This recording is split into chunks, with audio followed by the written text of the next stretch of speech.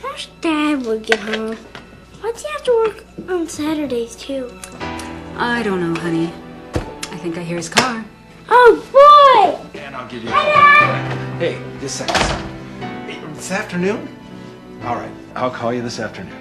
I'll talk to you then. How you doing, bud? Pretty good. I found my ball. Let's go try it out. I'm really beat right now, and I gotta finish some work on these plans. Maybe later, okay?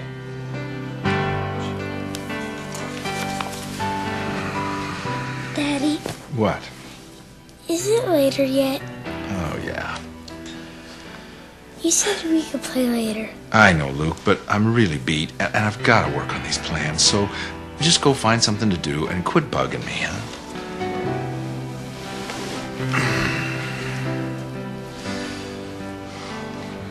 What does work beat you? You like the house we live in? Well, it takes money to keep it. It takes money to put food on the table. It takes money to buy these clothes you're wearing. That's why I'm so tired all the time, because I spend all day working to make money, getting beat, so we don't get kicked out of the house, okay? Now, go find something to do. I've got to finish this.